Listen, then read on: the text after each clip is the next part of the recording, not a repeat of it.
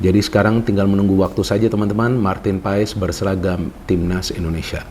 Dan memang inilah kabar baik yang kita tunggu-tunggu. Walaupun tentu kita juga ragu apakah Martin Paes akan bisa membela Timnas Indonesia. Tapi seperti yang pernah saya jelaskan di konten sebelumnya tentang Martin Paes, bahwa kita sabar saja dan mengikuti proses yang sedang berjalan. Dan kita percaya hanya kepada satu sumber. Siapakah sumber tersebut? Yaitu tentu saja Ketua Umum PSSI Pak Erick Thohir. Karena di eranya Pak Erick Thohir ini kita tahu begitu banyak perubahan yang telah dia lakukan dan yang sedang coba dia lakukan. Jadi saya pikir pada saat memang Ketua Umum kita adalah sosok yang memang punya pengalaman di sepak bola, tentu dia paham lah bagaimana caranya untuk bisa memajukan liga dan tentunya timnas kita walaupun secara bertahap. Kan gak ada yang instan ya di dunia ini ya teman-teman ya. Jadi memang harus secara perlahan-lahan. Karena tidak mudah juga untuk melakukan yang namanya perubahan. Tapi so far ya so good lah yang dilakukan oleh Ketua Umum PSSI ya. Saya membuat konten ini bukan untuk memuji setinggi langit Ketua Umum PSSI, tapi memang inilah faktanya. Jadi di channel YouTube Triple B ini ternyata benar. Jadi sekali lagi kita senang dengan berita ini. Artinya kekuatan ini belakang dari tim nasional kita semakin bertambah secara signifikan. Dan tentunya juga kedua kita harus memberikan respect, memberikan rasa hormat, terima kasih buat gila ini sih benar-benar gila Pak Erick Thohir ini ya, datangin Argentina, kemudian dia mempertahankan Sintayong tentunya, kemudian juga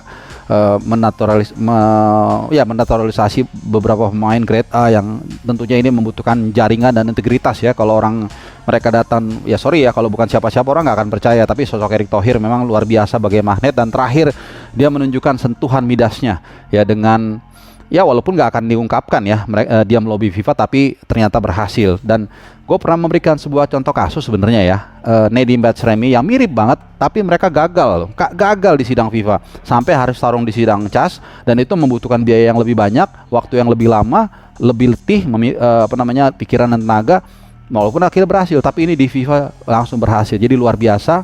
Jadi memang inilah yang gue bilang tadi adalah salah satu kado terindah buat Hari Kemerdekaan Indonesia yang ke-79.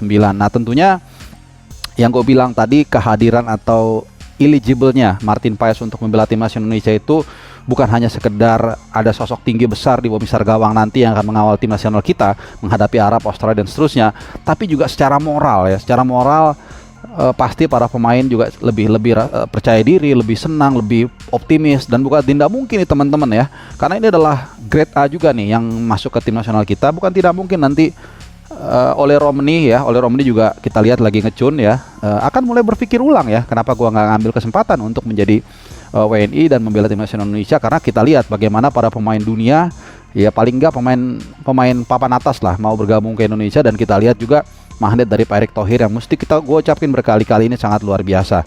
Dan ini menjadi kabar yang bagus karena STY bersama dengan seluruh stafnya itu datang dan akan mempersiapkan timnas Garuda kita untuk menghadapi putaran ketiga pra Piala Dunia zona Asia. Kita berada di grup C bersama dengan Arab Saudi, Australia, Jepang, ada Bahrain dan Cina, dan kita akan memulai laga perdana di Stadion King Abdullah Sport City di Jeddah.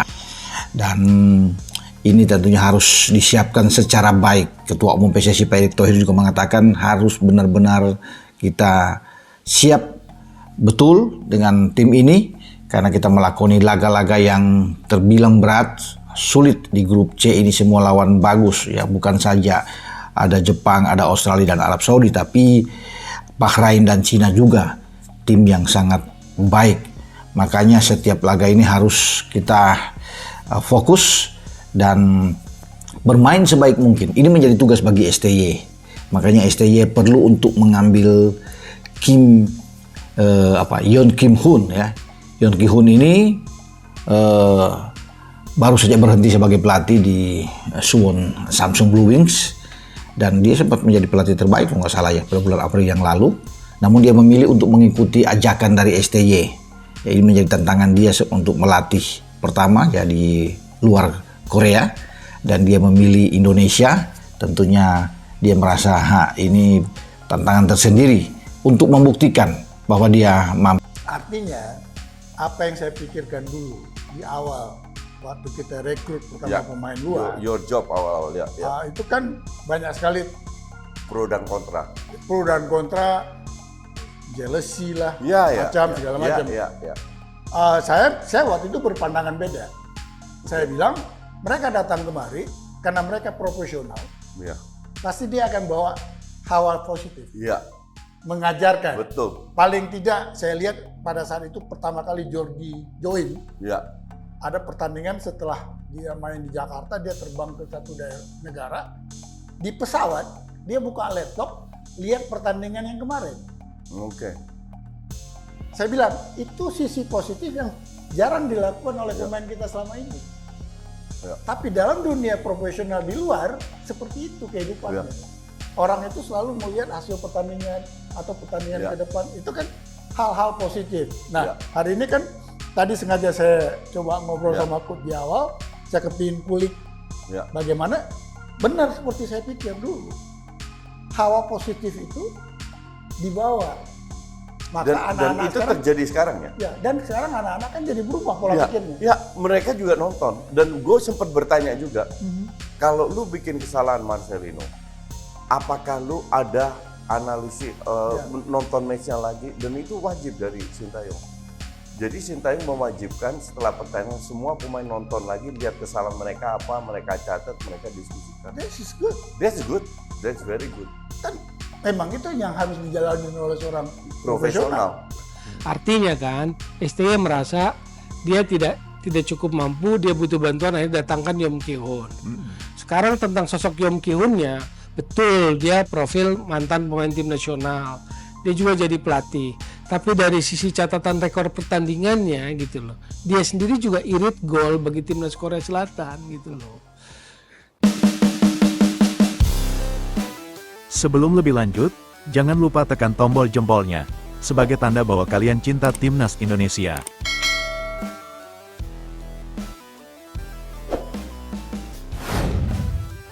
Komentar media Vietnam soal Maarten Paes sudah bisa bela Timnas Indonesia. Media Vietnam juga menyoroti kabar Maarten Paes yang sudah bisa membela Timnas Indonesia.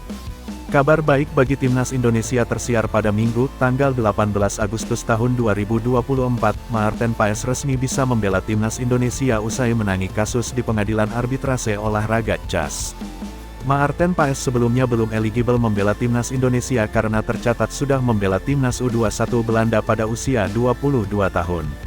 Namun laga tersebut ternyata adalah laga tunda karena COVID-19 sehingga Maarten Paes bisa tercatat masih berusia 21 tahun saat membela Timnas U21 Belanda. Hal ini yang membuat PSSI akhirnya memenangi sidang di CAS. Pada akhirnya Maarten Paes eligible untuk bisa membela Timnas Indonesia.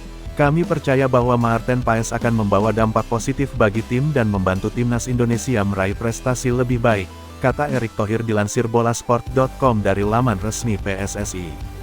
Keputusan ini menunjukkan komitmen PSSI dalam mencari bakat-bakat terbaik untuk membangun masa depan sepak bola Indonesia, tambahnya.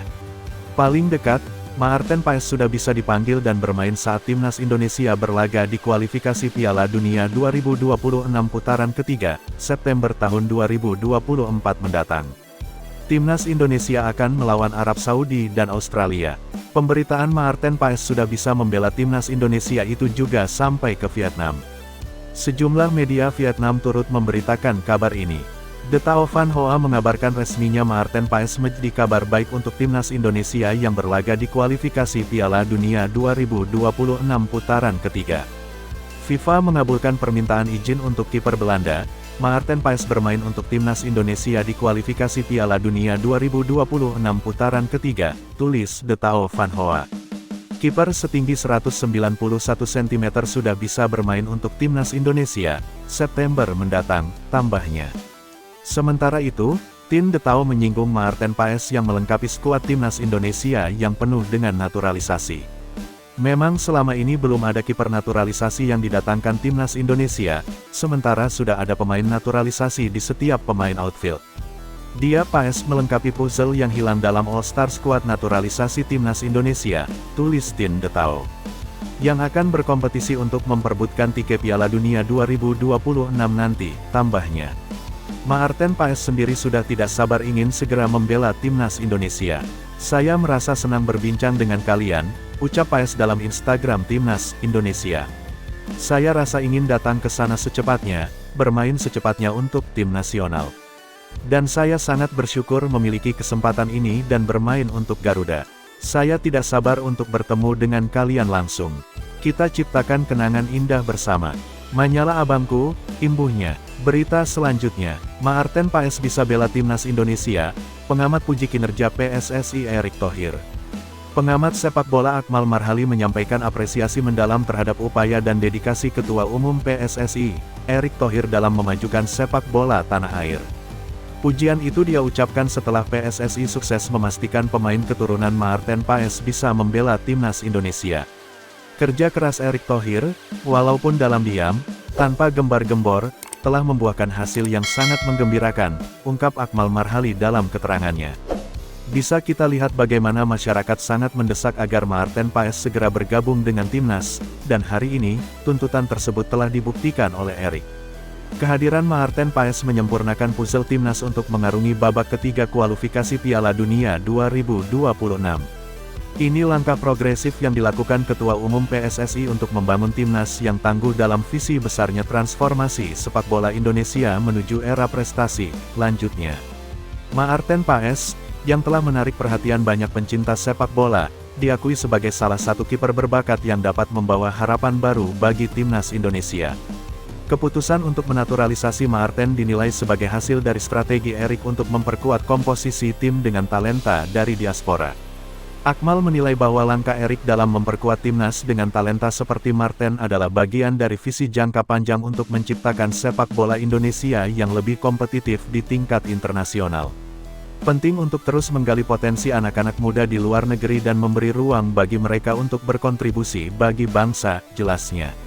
Akmal Marhali mengajak seluruh pecinta sepak bola dan masyarakat Indonesia untuk memberikan dukungan penuh kepada tim nasional.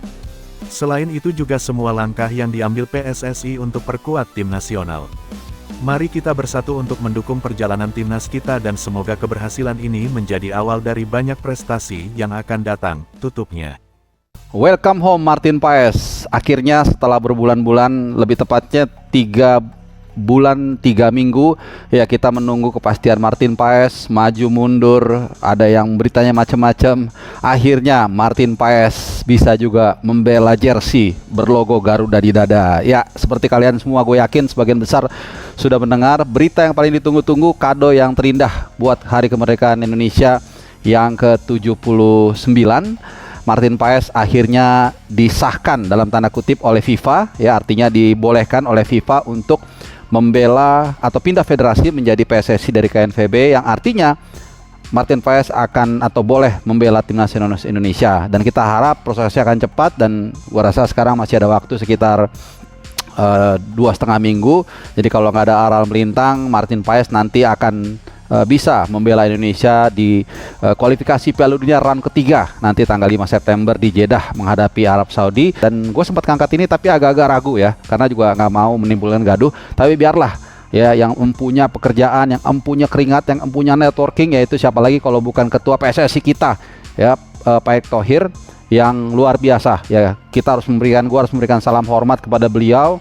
Mungkin dia adalah satu dari sekian, dari sedikit banyak orang Indonesia yang benar-benar jarang bicara, nggak gembar-gembor, tapi justru kerja dalam senyap, dan kita lihat hasilnya sangat luar biasa. Dan kasusnya ini kan juga ya? Iya, langsung. Inilah hebatnya Erick Thohir. Ketemu aja. Sebenarnya ini gue udah lama denger, gue nggak ungkapkan. Jadi mereka nggak lewat FIFA. Kan kalau lu lewat AFC ditolak ke FIFA, ditolak baru lu kas. Banding ya. Ini Erick Thohir langsung ke kas. Akselerasi. Dan lawyer-lawyernya adalah itu Jangan. yang bekerja. Iya. Jadi emang Canggih. segimana Erick Thohir, gue emang salut sama ini orang. Di sepak bola ya, gue nggak bahas di luar itu.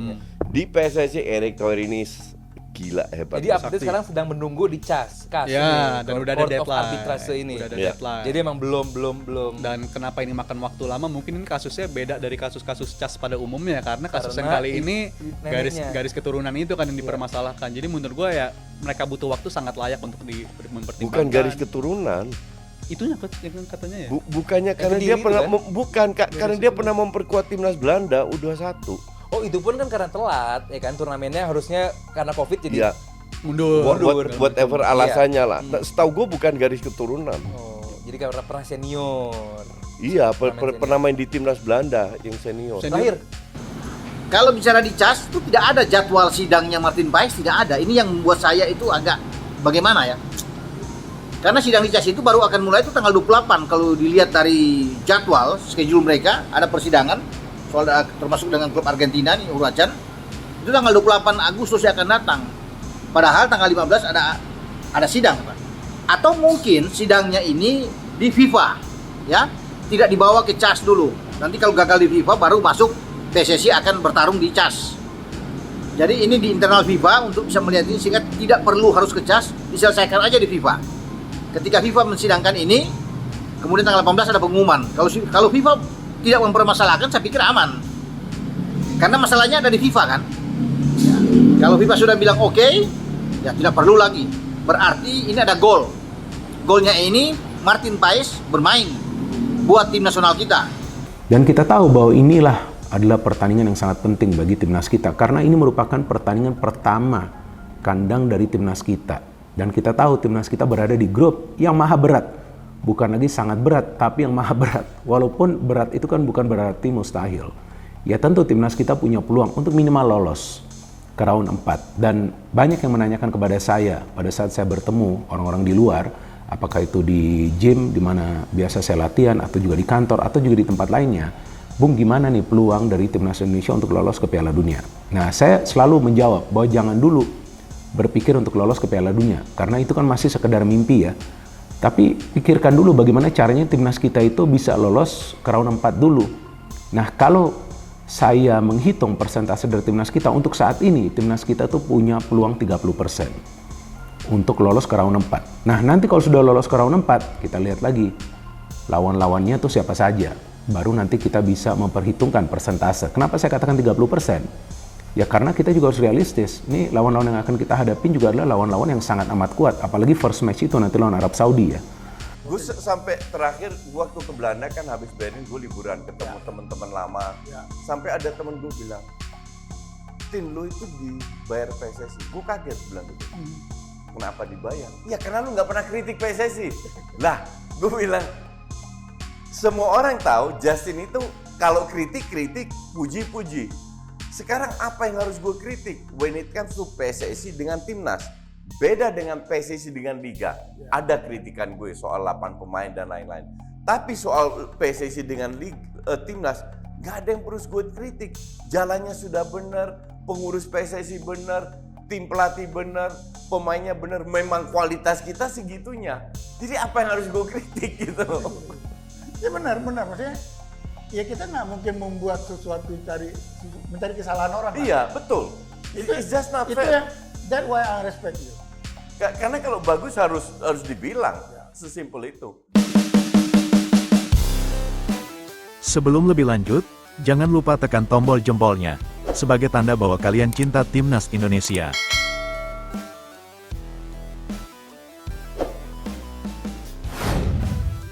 Masyarakat Malaysia iri Martin Paes resmi perkuat timnas Indonesia. Masyarakat Malaysia iri Martin Paes resmi perkuat timnas Indonesia. Sebab, mereka merasa pemain-pemain keturunan atau naturalisasinya masih grade C. Ketua Umum PSSI, Erick Thohir, memberi kabar baik terkait rampungnya kasus Martin Paes di CAS Pengadilan Arbitrase Olahraga. Kiper FC Dallas itu akhirnya diizinkan FIFA memperkuat timnas Indonesia. Tentunya kehadiran Paes akan menambah kekuatan skuad Garuda jelang babak ketiga kualifikasi Piala Dunia 2026 zona Asia. Pengalamannya merumput di Eropa dan Amerika Serikat tentu akan sangat berguna. Hadirnya Paes membuat penggemar sepak bola Indonesia bersukacita. Sebab, kekuatan di lini belakang akan bertambah dan Hernando Ari Sutaryadi serta kolega bisa menyerap ilmu darinya. Akan tetapi, hadirnya Paes juga ditanggapi oleh masyarakat Malaysia. Mereka iri sebab timnas Indonesia tambah kuat sedangkan Harimau Malaya masih saja memakai pemain-pemain grade C. Kuat Indonesia, sementara kami masih pakai pemain grade C, cuit warganet di akun @hasik_Zulkifli, mengomentari kabar dari @tisimbol di media sosial X. Jika dibandingkan, timnas Indonesia memang belakangan memakai pemain-pemain keturunan hasil naturalisasi. Namun, mereka merumput di Eropa atau luar negeri kendati bukan pada kasta teratas. Sebaliknya, hampir sebagian besar pemain naturalisasi atau keturunan di skuad timnas Malaysia bermain di liga lokal. Hal itu bisa terlihat dari kekuatan negeri jiran pada Piala Asia 2023. Tentu saja kabar soal Paes itu bikin warganet Malaysia iri. Sebab, kiper berusia 26 tahun itu bermain di MLS Liga Amerika Serikat, salah satu kompetisi papan atas di benua Amerika. Itu tadi masyarakat Malaysia iri Martin Paes resmi perkuat timnas Indonesia. Semoga artikel ini berguna untuk pembaca sekalian. Berita selanjutnya, Mauro Zelstra akui sudah kirim semua berkas ke PSSI, tinggal terbang ke Indonesia. Mauro Zelstra akui sudah kirim semua berkas ke PSSI. Alhasil, pemain keturunan Indonesia itu tinggal terbang ke tanah air untuk merampungkan proses naturalisasinya. Kabar proses naturalisasi Mauro Zelstra ini terungkap di channel YouTube Yusa Nugraha. Dalam sebuah video, Yusa Nugraha menjelaskan bahwa dirinya menghubungi Mauro Zelstra untuk menanyakan lebih jauh soal rumor dirinya bakal dinaturalisasi untuk membela timnas Indonesia. Mauro Zelstra pun memberi kabar baik bahwa dirinya mengaku sudah mengirim berkas yang diperlukan untuk menjalani proses naturalisasi. Kini, striker berusia 19 tahun itu tengah menunggu kabar kapan dirinya bisa terbang ke Indonesia untuk merampungkan proses naturalisasi itu. Aku tanya gimana prosesnya, proses buat timnas Indonesia, atau masih belum? Dia kemarin jawabnya seperti ini, sekarang masih tunggu kapan bisa ke Indonesia, jadi aku berharap secepatnya, ujar pemilik channel YouTube Yusa Nugraha di akun resminya soal wawancaranya dengan Mauro Zelstra. Terus aku reply dia kan, aku bilang, kamu sudah proses semua berkas-berkas bro. Aku juga berharap bisa cepat, lanjut Yusa Nugraha. Dia, Mauro Zelstra, jawab, aku sudah kirim semua berkas, jadi aku sekarang tinggal tunggu saja, jelas Yusa Nugraha dalam video yang diunggahnya di YouTube dengan judul The Unroads Breaking. Ini dia yang tajam. Nama Mauro Zelstra memang ramai disorot belakangan ini menyusul munculnya rumor bahwa dirinya akan membela timnas Indonesia. Diketahui, Mauro Zelstra sendiri bermain di posisi striker. Alhasil, kehadirannya bisa jadi solusi untuk mengatasi masalah lini depan timnas Indonesia yang masih kurang tajam saat ini. Mauro Zelstra sendiri kini membela klub Belanda, yakni FC Volendam. Sebelumnya, dia membela NEC Nijmegen U21 pada musim lalu. Statistik striker muda itu pun mentereng. Mauro Zelstra bisa mencetak 9 gol dan 19 pertandingan bersama NEC Nijmegen U21 di sepanjang musim tahun 2023 sampai tahun 2024. Mauro Zelstra mendapat darah Indonesia dari neneknya. Diketahui, nenek Mauro Zelstra berasal dari Bandung sehingga dirinya memenuhi syarat untuk dinaturalisasi. Kini, menarik menantikan kelanjutan kabar naturalisasi Mauro Zelstra.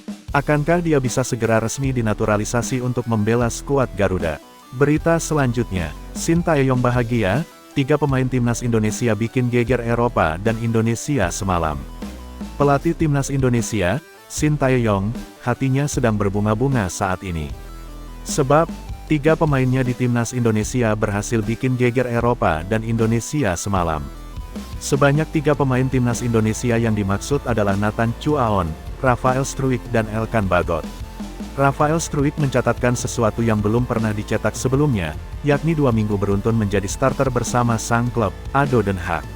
Setelah tampil 61 menit melawan VVV Venlo di pekan pembuka Liga 1 Belanda tahun 2024 sampai tahun 2025, Rafael Struijk mentas 81 menit saat ADO Den Haag tandang ke markas FC Dordrecht semalam. Sekarang tinggal bagaimana Rafael Struijk membalas kepercayaan yang diberikan sang pelatih. Berhubung Rafael Struijk adalah seorang penyerang, tugas utamanya adalah mencetak gol. Nama kedua yang bikin geger adalah Nathan Chuaon. Setelah 1 tahun lamanya, Nathan Chuaon akhirnya merasakan debut di Liga 2 Inggris bersama Swansea City.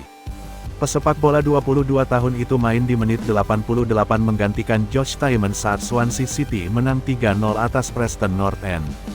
Tiap kali Nathan Chuaon bermain, The Swans julukan Swansea City selalu meraih kemenangan musim ini. Sebelumnya, pemain andalan timnas Indonesia ini mentas sebagai starter saat Swansea City menang 3-1 atas Gillingham FC di babak pertama Piala Liga Inggris tahun 2024 sampai tahun 2025 tengah pekan ini.